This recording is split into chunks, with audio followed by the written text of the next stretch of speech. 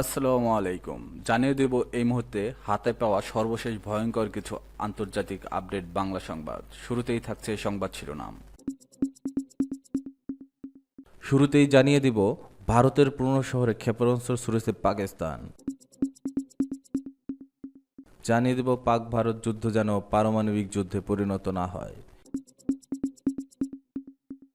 এরপর রয়েছে কাশ্মীর সীমান্তে ফের গোলাগুলি, পাক ভারত উত্তেজনা তুঙ্গে। সর্বশেষ থাকছে ৩০ ভারতীয় কামিকাজে ড্রোন ভূপাতিত করল পাকিস্তান, নিহত ২। এখন শুনছিলেন সংবাদ শিরোনাম, এবার বিস্তারিত।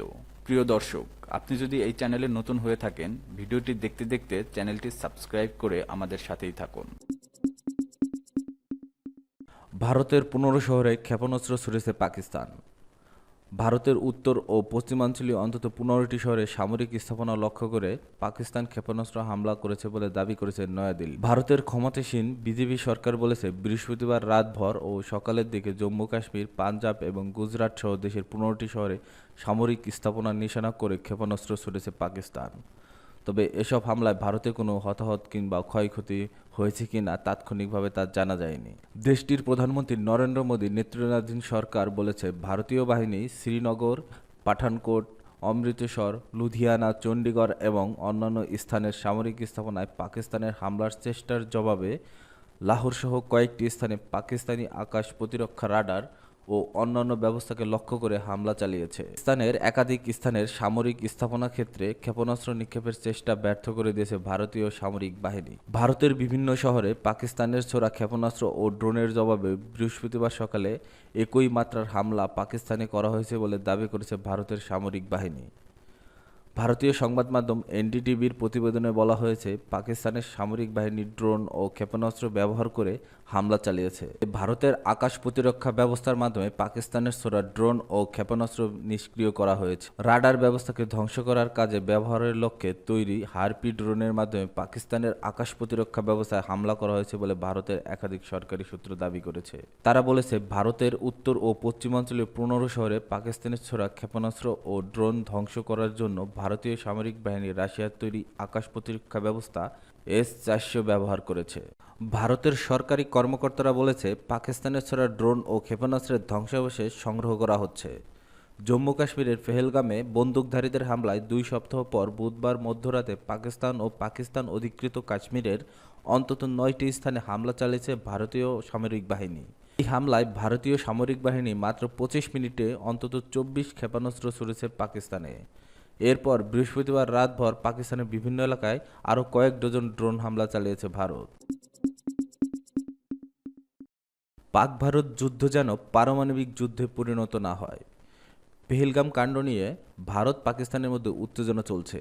এ নিয়ে অনেক দেশ সংঘাত এড়িয়ে সমাধানের পথ খোঁজার আহ্বান জানিয়েছে। মার্কিন ভাইস প্রেসিডেন্ট জেডি ভ্যান্স বলেছেন, যুক্তরাষ্ট্র এমন কোনো যুদ্ধে হস্তক্ষেপ করবে না যেখানে তার কোনো স্বার্থ নেই। খবর বিবিসি। আমেরিকান টিভি ফক্স নিউজকে দেওয়া এক সাক্ষাৎকারে তিনি বলেন, আমরা দুই দেশের মধ্যে যুদ্ধে হস্তক্ষেপ করতে পারি না, তবে মার্কিন যুক্তরাষ্ট্র কূটনীতির পথ বেছে নিতে পারে। কূটনৈতিক দিক থেকে আমাদের আশা এবং প্রত্যাশা হলো পাকিস্তান ভারত যুদ্ধ পারমাণবিক যুদ্ধে পরিণত হবে না। যুক্তরাষ্ট্রের সক্ষমতা সম্পর্কে এক প্রশ্নের জবাবে তিনি বলেন, তার দেশ ভারত ও পাকিস্তানকে উত্তেজনাপূর্ণ কিছু কমাতে উৎসাহিত করার চেষ্টা করতে পারে। জেডি ভ্যান্স বলেন, ভারত আক্রমণ করলে পাকিস্তান জবাব দেয়। উভয় দেশের ঠান্ডা মাথায় চিন্তা করা উচিত। পাকিস্তান ভারত যুদ্ধ যেন পারমাণবিক যুদ্ধে পরিণত না হয়। যদি তা হয় তাহলে অনেক ক্ষতি হবে। ক্রিন্স ভাইস প্রেসিডেন্ট আরও বলেন, যুক্তরাষ্ট্র ভারতকে আত্মসমর্পণ করতে বলতে পারে না, আমরা পাকিস্তানের আত্মসমর্পণ করতে। ক্রিন্স ভাইস প্রেসিডেন্ট আরও বলেন, যুক্তরাষ্ট্র ভারতকে আত্মসমর্পণ করতে বলতে পারে না, আমরা পাকিস্তানদের আত্মসমর্পণ করতে বলতে পারি না। তিনি বলেন, পাকিস্তান ভারত সংঘাত শীঘ্রই সমাধান করা উচিত এবং মার্কিন যুক্তরাষ্ট্র পাকিস্তান ও ভারতের মধ্যে সংঘাত নিয়ে উদ্বিগ্ন। কূটনৈতিক দিক থেকে আমাদের আশা এবং প্রত্যাশা হলো পাকিস্তান ভারত যুদ্ধ পারমাণবিক যুদ্ধে পরিণত হবে না। উল্লেখ্য, মার্কিন পররাষ্ট্রমন্ত্রী মার্কো রুবিও পাকিস্তানের প্রধানমন্ত্রী শাহবাজ শরীফ ও ভারতের পররাষ্ট্রমন্ত্রী জয়শঙ্করকে ফোন করেছেন। কাশ্মীর সীমান্তে ফের গোলাগুলি, পাক ভারত উত্তেজনা তুঙ্গে। কাশ্মীর সীমান্তের নিয়ন্ত্রণ রেখার এলওসি বরাবর ভারত ও পাকিস্তানের সেনাদের মধ্যে আবারও গোলাগুলির ঘটনা ঘটেছে। সকাল থেকে কুপওয়ারা ও উরিতে আবারও গোলাগুলি শুরু করেছে পাকিস্তানি সেনারা। ভারতীয় সেনাবাহিনী এর পাল্টা জবাব দিয়েছে, খবর এনডিটিভি। পাকিস্তানি গোলাবর্ষণে 16 জন বেসামরিক নাগরিক নিহত হন, যাদের মধ্যে ছিলেন 3 জন নারী ও 5 জন শিশু। সীমান্তবর্তী এলাকাগুলোতে নিরাপত্তা জোরদার করা হয়েছে।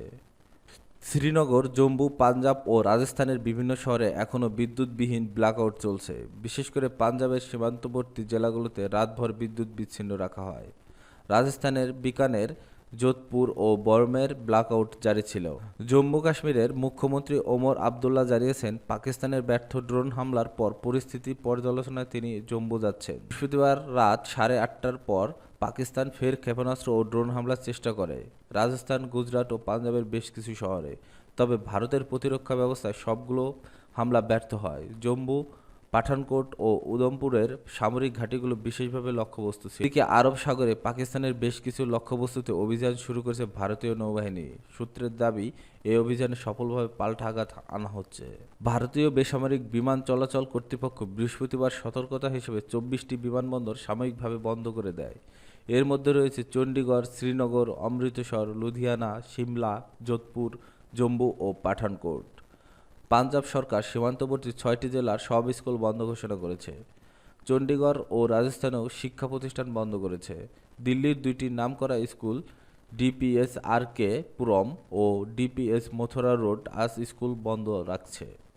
ভারত পাকিস্তান উত্তেজনার কারণে ধর্মশালায় আয়োজিত আইপিএল ম্যাচ পাঞ্জাব কিংস বনাম দিল্লি ক্যাপিটালস বাতিল করা হয়েছে। খেলোয়াড়দের দিল্লিতে নিয়ে যেতে বিশেষ বন্দোবস্ত করেছে বিসিসিআই।